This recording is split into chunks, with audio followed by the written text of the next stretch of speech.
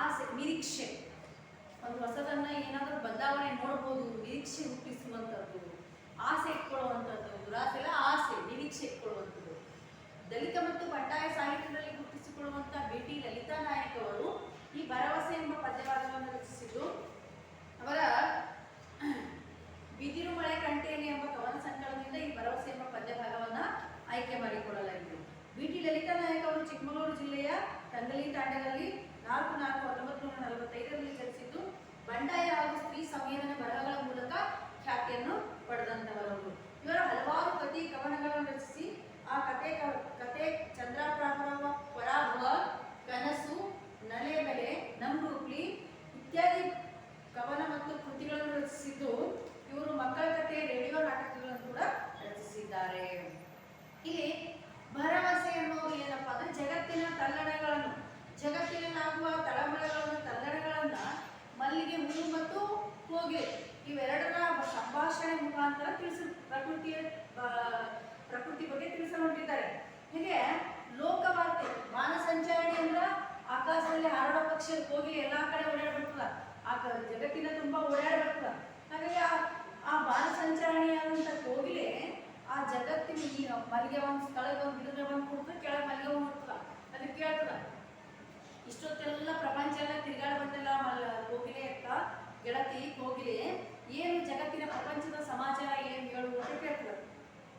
ಅವಾಗ ಕೋಗಿಲೆ ವಿಷಾದ ಭಾವದಿಂದ ಅಸಹನೆಯಿಂದ ಹೇಳ್ತದೆ, ಇಲ್ಲಿ ಪ್ರಕೃತಿಯ ಮನುಷ್ಯರಷ್ಟು ಸ್ವಾರ್ಥಿಯಾಗ್ಯಾನ, ಅವನಿಗೆ ಎಷ್ಟು ತಿಳುವಳಿಕೆ ಬಂದು ಅಷ್ಟೇ ಸ್ವಾರ್ಥಿಯಾಗ್ಯಾನ, ಪ್ರಕೃತಿಯ ನೈಜಕ್ಕೆ ಮನುಷ್ಯನ ಸ್ವಾರ್ಥಕ್ಕೆ ಪ್ರಕೃತಿಯ ನಾಶವಾಗಿರುತ್ತದ.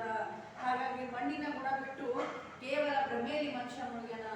ಕೊನೆಗೆ ಪ್ರತಿಭಟನೆಯ ಕೊನೆಗೆ ನೋಡೋಣ ಆಶಾವಾದದ ಸಾಂತ್ವನ ಕೂಡ ಇದೆ. ಹಾಗೆ ಈ ಭೂಮಿ ಅನ್ನೋದು ನಿತ್ಯ ಸಂಜೀವಿನಿ ಇದ್ದಂತೆ, ಬರಡಲ್ಲ ಅದು, ಅಮರ ಪ್ರೇಮದ ಹೊರಟೆ ಎನ್ನುವಂಥದ್ದನ್ನ ಭರವಸೆ ಮುಖಾಂತರ ಕವಿಯತ್ತಿ ಹೇಳಿದ್ದಾರೆ. ಹೊಸಗನ್ನಡ ಸಾಹಿತ್ಯದ ದಲಿತ ಬಣ್ಣ ಮತ್ತು ಬಂಡಾಯ ಸಾಹಿತ್ಯ ಗುರುತಿಸಿಕೊಂಡಂತ ಬಿ.ಟಿ. ಲಲಿತಾ ನಾಯಕ್ ಅವರ ಪದ್ಯಭಾಗ ಭರವಸೆ ನೋಡೋಣ. ಅರಳು ಮಲ್ಲಿಗೆ ಮೊಗ್ಗು ಸುತ್ತ ಗಂಧವ ಚಲ್ಲಿ ವಸಂತನಾಗಮನ ಸಾರಿದಾಗ ಮಾಮರದ ರೆಂಬೆಯಲ್ಲಿ ಕುಳಿತಿದ್ದ ಕೋಗಿಲೆಯು ಬೆರೆಸಿತದರೊಳಗೊಂದು ಕುಕಿಲರಾದ. ಹೀಗೆ ಪ್ರಕೃತಿ ನೋಡಿ, ಗಿಡ, ಮರ, ಬೆಟ್ಟ, ಗುಡ್ಡಗಳೆಲ್ಲವೂ ರಮ್ಯವಾದ ಸುಂದರವಾದ ವಾತಾವರಣ ಇರ್ತದೆ. ಆ ಒಂದು ಅರಳಿ ಮಲ್ಲಿಗೆ ಮೊಗ್ಗು, ಅರಳಿ, ಆ ಮಲ್ಲಿಗೆ ಮೊಗ್ಗು ಅರಳದಾಗ ನೋಡಿ ತಾನಂತ ಸುತ್ತಮುತ್ತಿರೋರಿಗೆಲ್ಲ ಸುವಾಸನೆ ಕೊಡ್ತದ. ಗಂಧ ಅಂದ್ರ ಸುವಾಸನೆ, ಪರಿಮಳ ಚೆಲ್ಲಿ, ಅದು ಚೆಲ್ದಾಗ ಏನಾಗ್ತದ, ಮಲ್ಲಿಗೆ ಹೂ ಹೆಚ್ಚಾಗಿ ವಸಂತ ಋತು, ಉಗಾದಿ ಸಂದರ್ಭದಲ್ಲಿ ಆ ಸಂದರ್ಭದಲ್ಲಿ ಮಾವು ಗಿಡ, ಎಲೆ, ಬೇರೆ ಎಲ್ಲವೂ ಚಿಗುರ್ತಿರ್ತಾವೆ, ಕೋಗಿಲೆ ಕೂಗ್ತಿರ್ತದ, ಹೊಸ ಋತುವಿನ ಆಗಮನ ಆಗ್ತಿರ್ತದ. ಆ ಸಂದರ್ಭದಲ್ಲಿ ಮೊಗ್ಗು ಅರಳಿ ಸುತ್ತಮುತ್ತ ಪರಿಮಳ ಚೆಲ್ಲಿ ವಸಂತ ಋತುವಿನ ಆಗಮನವನ್ನ ತಿಳಿಸ್ತಾ ಇತ್ತು. ನೋಡಿ, ಈಗ ವಸಂತ ಋತು ಬರ್ತಾ ಇದೆ. ಮಾಮರದ ಅಂದ್ರೆ ಮಾವಿನ ಮರದ ರೆಂಬೆಯಲ್ಲಿ ಕುಳಿತ, ಒಂದು ಮರದ ಮೇಲೆ ರೆಂಬೆಯಲ್ಲಿ ಕುಳಿತಿದ್ದ ಕೋಗಿಲೆ ಕುಹು ಕುಹು ಎಂದು ಬೆರೆಸಿ ತದರೊಳಗೊಂದು ಆ ಸುವಾಸನೆಯಲ್ಲಿ ತನ್ನ ರಾಗವನ್ನು ಬೆರೆಸಿತು. ಬಳುಕಾಡಿ ಮಲ್ಲಿಗೆಯು ಕೋಗಿಲೆಯ ಕರೆದಿತ್ತು. ಆ ನೋಡಿ ಬಳ್ಳಿ ಹೆಂಗೆ ಬಳಕಾಡ್ತಿತ್ತಲ್ಲ, ಹಂಗೆ ಬಳಕಾಡಿ ಮಲ್ಲಿಗೆ ಏನ್ ಮಾಡ್ತದ, ಕೋಗಿಲೆಯನ್ನು ಕರೀತದ. ಪ್ರಿಯ ಗೆಳತಿ ಕೋಗಿಲೆ, ನ ಪ್ರೀತಿಯ ಗೆಳತಿಯ ಹಾಡೊಂದು ಹಾಡೆ, ಬಾನಸಂಚಾರಿಣಿಯೇ, ಅನುಭವದ ಮಂಗಣಿಯೇ, ನೀನು ಬಾನಸಂಚಾರಿಣಿ, ಈ ಲೋಕವನ್ನು ಸುತ್ಕೊಂಡು ಬರೋವಂಥವಳು, ಅನುಭವದ ಮಂಗಣಿ. ಮಣ್ಣಂದ್ರೆ ಬಂಗಾರದ ನಿಧಿ, ನಿಕ್ಷೇಪ. ಇಲ್ಲಿಗೆ ಅಂದ್ರೆ ಬಂಗಾರ ಅಂತಲ್ಲ, ಅನುಭವ ಅನ್ನುವಂಥ ನಿಕ್ಷೇಪನೆ ನಿನ್ನ ಹತ್ರ ಇದೆ. ಅಷ್ಟು ನೀ ಜಗತ್ತಿನ ವಾರ್ತೆಯನ್ನು ತಿಳ್ಕೊಂಡು ಬಂದಿದ್ಯಾ. ನಾನು ಮಾತ್ರ ಇಲ್ಲಿ ಇದ್ದವರು, ನೀನು ಇಡೀ ಪ್ರಪಂಚದಾದ್ಯಂತ ಸುತ್ತಿ ಬರ್ತೀಯ. ಬಾನಸಂಚಾರಣೆಯಾಗಿದ್ದ ಅನುಭವದ ಬಂಗಾರ ನಿಕ್ಷೇಪವೇ ನೀನಾಗಿದ್ದೀಯಾ. ಲೋಕ ಜಗತ್ತಿನಲ್ಲಿ ಏನೇನು ನಡೀತಾ ಇದೆ, ಜಗತ್ತಿನ ವಾರ್ತೆ ಏನು, ಅರುಹೆ ಹೇಳೆ. ಅರುಹು ಅಂದ್ರ ಹೇಳು. ಏನೆಂದು ಹಾಡಲಿ ನಾ ಏನು ಅರುಹಲಿ ಚೆಲುವೆ, ಬಣ್ಣ ಬೆಳಗಿನ ಮಾತನರಿಯೇ, ಕೃತಕತೆಯ ಜಾಲದಲ್ಲಿ ಸಿಲುಕಿಕೊಂಡಿದೆ ಜಗವು, ನೈಜತೆಗೆ ಇಲ್ಲ ಬೆಲೆಯು. ಅವತ್ತು ಏನಂತ ಆಟವ, ಜಗತ್ತು ಬಹಳ ಮೋಸಾಚಾರಕ್ಕೆ, ಸ್ವಾರ್ಥತೆಗೆ, ನೈಜತೆ ಬಿಟ್ಟು ಅನೈಜತೆಗೆ, ಅವಾಸ್ತವಿಕತೆಗೆ, ಅಸಹಜತೆಗೆ, ಮೋಸಕ್ಕೆ ಬಲಿಯಾಗ್ತಾ ಇದ್ದಾರೆ ಮನುಷ್ಯ. ಪ್ರಕೃತಿ ಅನ್ನೋದು ಏನೆಂದು ಹಾಡಲಿ, ಏನೆಂದು ಹಾಡಲಿ ನಾನು, ಏನೆಂದು ಅರುಹಲಿ. ಅರುಹು ಅಂದ್ರೆ ಹೇಳಿ, ಏನು ಹೇಳಿ ಚೆಲುವೆ, ಮಲ್ಲಿಗೆ ಬಣ್ಣ ಬೆಳಗಿನ ಮಾತನರಿಯೇ, ಕೃತಕತೆಯ ಜಾಲದಲ್ಲಿ ಸಿಲುಕಿಕೊಂಡಿದೆ ಜಗವು. ಅಂದ್ರ ಬಣ್ಣ ಬೆಳಗುನ ಮಾತಿನಲ್ಲಿಯೇ ಮೋಸತೆಯ ಜಾಲದಲ್ಲಿ ಮೋಸ ಅಸಹಜತೆ. ನೋಡ್ರಿ ಮನುಷ್ಯ ಹೆಂಗಂದ್ರ ಸುತ್ತಮುತ್ತ ಇರುವ ಗೊಡ ಹೆಂಗ ಅಸಹಜತೆ ಆಗ್ಯದ ಮನುಷ್ಯನದು ಅವಾಸ್ತವಿಕತೆಯಲ್ಲಿ ಬದುಕ್ತಾ ಇದೀನೋ ಅಂದ್ರೆ ಸುತ್ತಮುತ್ತ ಇರುವ ಕಾಡು ಗಿಡ ಮೃಗ ಕಾಡು ಪ್ರಾಣಿಗಳು ಬಿಡ್ತೀವಿ, ಗೋಡೆ ಮೇಲೆ ಚಿತ್ರ ಇಳಿಸ್ತೀವಿ, ನೇಚೆ ಚಿತ್ರ ಗೋಡೆ ಮೇಲೆ ಇಳಿಸಿ ನೋಡಿ ಖುಷಿ ಪಡ್ತೀವಿ. ಇದೆಲ್ಲ ನಾವು ಪಡ್ಬೇಕಾಗಿದ್ದು ಖುಷಿ. ನಿಜವಾಗಿ ಒಂದು ಗಿಡವನ್ನು ನೆಡಬೇಕು. ಪ್ರತಿಯೊಬ್ಬ ಮನುಷ್ಯ ಮರ ಗಿಡಗಳನ್ನ ಬೆಳೆಸಿ ಪೋಷಣೆ ಮಾಡಬೇಕು, ಆವಾಗ ಅದೊಂದು ಪ್ರಕೃತಿಗೆ ಇದಾಗ್ತದೆ. ಹಾಗಾಗಿ ಬಣ್ಣ ಬೆಳೆದು ಅವನು ಎಷ್ಟು ತಂತ್ರಜ್ಞಾನವಾಗಿ ಮುಂದುವರೆದಿದ್ದಾನೋ ಅಷ್ಟು ಆತ ಏನಾಗ್ತಾ ಇದ್ದಾನಪ್ಪ ಅಂದ್ರೆ ಪ್ರಕೃತಿಯ ಮಡಲಿಗೆ ಕೊಡ್ಲಿಪೆಟ್ಟು ಹಾಕ್ತಾ ಇದ್ದಾನೆ. ಬಣ್ಣ ಬೆಳಗಿನ ಮಾತನಲ್ಲಿಯೇ ಮೋಸ ಕೃತಕತೆ ಅಂದ್ರೆ ಅಸಹಜತೆ, ಮೋಸದ ಜಾಲದಲ್ಲಿ ಇಡೀ ಜಗತ್ತು ಸಿಲುಕಿಕೊಂಡಿದೆ. ಇಲ್ಲಿ ನೈಜತೆಗೆ, ನಿಜಕ್ಕೆ, ವಾಸ್ತವತೆಗೆ ಬೆಲೆಯೇ ಇಲ್ಲ ಬಲ್ಲಿಗೆ ಅಂತದ. ಪ್ರಕೃತಿಯ ಸಿರಿಮುಡಿಗೆ ಕೊಡಲಿ ಹಾಕಿದ ಮನುಷ್ಯ ಸ್ವಾರ್ಥದಲ್ಲಿ ಮುಳುಗಿ ಅನುಕೂಲ. ಯಾವುದೋ ಒಂದು ದೊಡ್ಡ ಕಂಪನಿ ಬಿಡ್ತೀವಿ, ಸುಮಾರು 100,000 ಎಕರೆ ಜಮೀನ ಪ್ರದೇಶ ಫಲವತ್ತಾದ ಭೂಮಿಯನ್ನ ಕಾರ್ಖಾನೆಯನ್ನಾಗಿ ಮಾಡಿದ್ರು. ಎಷ್ಟು ಕಾರ್ಖಾನೆ ಕೈಗಾರಿಕೋದ್ಯಮ ಬೆಳವಣಿಗೆ ಆಗಿರ್ಬೋದು, ನಗರೀಕರಣದಂತಾಗಿರ್ಬೋದು, ಮತ್ತೊಂದು.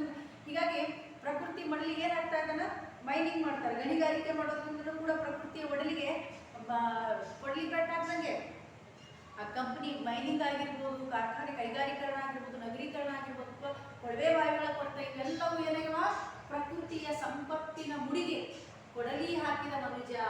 ಆ ಪ್ರಕೃತಿ ಮಾತೆಯ ಮಡಿಲಿಗೆ ಕೊಡಲಿ ಹಾಕ್ತಾ ಇದ್ದಾನೆ. ಬರೀ ನಾನು ಸಾಧಿಸ್ಬೇಕು, ನಾನು ಮಾಡ್ಬೇಕಂತ ತನ್ನ ಸ್ವಾರ್ಥದಲ್ಲಿ ಮುಳುಗಿನ ಪೂರ. ಭಿತ್ತಿಯಲ್ಲಿ ಬಿಡಿಸುವನು ಗಿಡ ಬಳ್ಳಿ ಚಿತ್ತಾರ, ಮರೆತು ಬಿಟ್ಟೆನು ಮಣ್ಣ ಸೊಗಡ. ಹ್ಯಾಂಡಿಗೆ ಎಂತ ಹುಚ್ಚು ಮನಸ್ಸು ಆಗ್ಯಾನಪ್ಪ ಅಂದ್ರೆ ಗೋಡೆ ಮೇಲೆ ಗಿಡ ಬಳ್ಳಿ ಪ್ರಕೃತಿ ಪ್ರಾಣಿ ಪಕ್ಷಿಗಳ ಚಿತ್ರವನ್ನು ಇಳಿಸಿ ಖುಷಿ ಪಡ್ತಾ ಇದ್ದಾನೆ. ನಿಜವಾದ ಮಣ್ಣು ಅಂದ್ರೆ ಏನೋ, ಪ್ರೀತಿ ಅಂದ್ರೆ ಏನೋ, ಅವರ ಸೊಗಡ ಏನೋ ಅಂತ ಮರ್ತೇ ಬಿಟ್ಟಿದ್ದಾನೆ. ಮಾವು ಮಲ್ಲಿಗೆ ಭ್ರಮರ ಮತ್ತದರ ಚೇಂಕಾರ, ಕವಿ ಕಲ್ಪನೆಯ ಗಾನಲಹರಿ. ಮಾವು ಮಲ್ಲಿಗೆ ಭ್ರಮರ, ಮಾವು ಆಗಿರ್ಬೋದು, ಮಲ್ಲಿಗೆ ಆಗಿರ್ಬೋದು, ಭ್ರಮರ ದುಂಬಿ ಆಗಿರ್ಬೋದು, ಮತ್ತದರ ಧ್ವನಿ ಎನ್ನುವ ಝೇಂಕಾರ, ಇವೆಲ್ಲ ಕವಿ ಕಲ್ಪನೆಯ ಗಾನ ಲಹರಿಯಾಗಿವೆ. ಕವಿ ಕಲ್ಪನೆಯಲ್ಲಿ ಹಾಡುವಂತವಾಗಿ ಮಾತ್ರ ಉಳಿದಿವೆ ಗೆಳತಿ. ನೋಡು, ಈಗೆಲ್ಲ ಪ್ರಕೃತಿಯಲ್ಲಿ ಏನು ಮನುಷ್ಯ ಎಷ್ಟು ಸ್ವಾರ್ಥಿ ಆಗ್ಯಾನಂದ್ರೆ ಗಿಡ ಮರ ಪ್ರಾಣಿ ಪ್ರಕೃತಿಯನ್ನು ನಾಶ ಮಾಡ್ತಾನೆ ಇದ್ದಾನೆ. ಅವನು ಹೆಂಗಂದ್ರೆ ತಾನು ಕೂತಿರುವಂತ ಕೊಂಬೆಯನ್ನು ತಾನೇ ಕಡಿಸ್ಕೊಳ್ತಾ ಇದ್ದಾನೆ, ಒಂದಿನ ತಾನೇ ಬಿದ್ಕೊಂಡು ಸಾಯ್ತಾನೆ. ಹಾಗಾಗಿ ತನ್ನ ನಾಶಕ್ಕೆ ತಾನೇ ಕಾರಣ ಆಗುತ್ತೆ. ಸ್ವಾರ್ಥಿಯಾಗಿದ್ದಾನೆ ಮನುಷ್ಯ, ಪ್ರಕೃತಿಯನ್ನ ದಿನೇ ದಿನೇ ನಾಶಗೊಳಿಸ್ತಾ ಇದ್ದಾನೆ.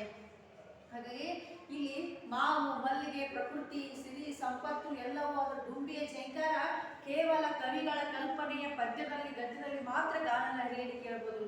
ನಾ ಹಿಂಗೆ ಹೇಳಿದತ್ತಿನಂತೆ ಎದಿ ಹೊಡಿಬೇಡ, ಹೆದರ್ಕೋಬೇಡ, ನನಗದಿರು, ಹೆದರಿದ್ರು ಗೆಳತಿ ಮಲ್ಲಿಗೆ, ಇದು ಕೇಳಿ ಬರಡಲ್ಲ. ಇಷ್ಟೆಲ್ಲ ಮನುಷ್ಯ ನಾಶ ಮಾಡ್ತಿದ್ರು ನಮ್ಮ ಭೂಮಿ ತಾಯಿ ಬರಡು ಅಲ್ಲ, ಅವಳು ಸಂಜೀವಿನಿ. ಈ ಭೂಮಿ ಅಮರ ಪ್ರೇಮದ ವರತೆ, ಇದು ಯಾವಾಗಲೂ ಹರಿಯುವ ಪ್ರೀತಿ ವರತೆಗಳ. ಅವಳು ತನ್ನ ಮಕ್ಕಳಿಗೆಂದು ಉಪವಾಸ ಹಾಕಲ್ಲ, ತನ್ನ ಮಕ್ಕಳಿಗೆಂದು ಇದು ಆಗುಸಲ್ಲ. ಹಾಗಾಗಿ ಅಮರ ಪ್ರೇಮಿ ಭೂಮಿ ಬರಡಲ್ಲ, ಸಂಜೀವಿನಿ ಎಂಬ ಭೂಮಿ ತಾಯಿ ಸಂಜೀವಿನಿಯಾಗಿದ್ದಾಳೆ ಅನ್ನುವಂಥ ಒಂದು ಆಶಾವಾದವನ್ನು ಅಮರ ಪ್ರೇಮದ ವರತೆ ಅನ್ನುವಂಥದ್ದು. ಅಂದ್ರೆ ಪ್ರಕೃತಿ ಮನುಷ್ಯನು ಪ್ರಕೃತಿಯ ಮೇಲಾಗುವ ದೌರ್ಜನ್ಯಗಳನ್ನು ಖಂಡಿಸುತ್ತಾ ಭೂಮಿಯ ಒಂದು ಇದೊಂದು ಸಾಂತ್ವನವನ್ನು ತಿಳಿಸುತ್ತಾ ಒಂದು ಪ್ರಕೃತಿಯ ವಿಕೋಪಗಳಿಂದ ಪ್ರಕೃತಿಯ ವಿರೋಧಾಭಾಸ ಚಟುವಟಿಕೆಗಳನ್ನ ಪ್ರತಿಭಟನೆ ಒಡ್ಡುವ ಒಂದು ಕವಿತೆ ಅಂತ ಹೇಳಿ ಹೇಳ್ಬೋದು. ವಿದ್ಯಾರ್ಥಿಗಳೇ, ಇದರಿಂದ ಪದಗಳ ಅರ್ಥ, ಮೊದಲು ಕವಿ ಪರಿಚಯ ಬರೀರಿ, ಪದಗಳ ಅರ್ಥ ಬರೀರಿ, ಆಮೇಲೆ ಒಂದು ವಾಕ್ಯದಲ್ಲಿ ಉತ್ತರಿಸಿರಿ, ಕೊಟ್ಟಿರುವ ಪ್ರಶ್ನೆಗಳಿಗೆ 2 ವಾಕ್ಯಗಳಲ್ಲಿ ಉತ್ತರಿಸಿರಿ, ಕೊಟ್ಟಿರುವ ಪ್ರಶ್ನೆಗಳಿಗೆ 8 10 ಸಂದರ್ಭ ಸಹಿತ ಇವೆಲ್ಲ ಕಳ್ಸಿನ್ರಿ ನಾನು ನಿಮ್ಗೆ ಫೇರ್. ಆಮೇಲೆ ಹೊಂದಿಸಿ ಬರೆಯಿರಿ. ಬಿಟಿ ನಲಿತಾ ನಾಯ್ಕ ಅವರ ಬಿದಿರುಮಳೆ ಕಂಟೇರಿ ಕವನ ಸಂಕಲ ಇತರ. ಇಲ್ಲಿ ಏನದಪ್ಪ ಅಂತಂದ್ರೆ ಪ್ರಕೃತಿಯ ಮನುಷ್ಯ ಎಷ್ಟು ಸ್ವಾರ್ಥ್ಯಂದ್ರ ತಾನು ಅಸ್ವಾಭಾವಿಕವಾಗಿ ಅಸಹಜತೆ ಮೋಸದ ಜಾಗದಲ್ಲಿ ಬದುಕುತ್ತಿದ್ದಾನೆ. ಇವೆಲ್ಲವನ್ನು ಬಿಟ್ಟು ಪ್ರಕೃತಿ ಒಂದು ವರದಾನ ಇದ್ದಂತೆ, ಅದನ್ನು ಉಳಿಸಿಕೊಳ್ಳಬೇಕನ್ನೋದು ಕವಿಯತ್ರಿಯ ಆಶಯ ಆಗಿದೆ ಅಂತ ಹೇಳ್ಬೋದು. ಮುಂದಿನ ತರಗತಿಯಲ್ಲಿ ಮತ್ತೊಂದು ಪಾಠ ಸ್ಟಾರ್ಟ್ ಮಾಡ್ತಿದ್ದ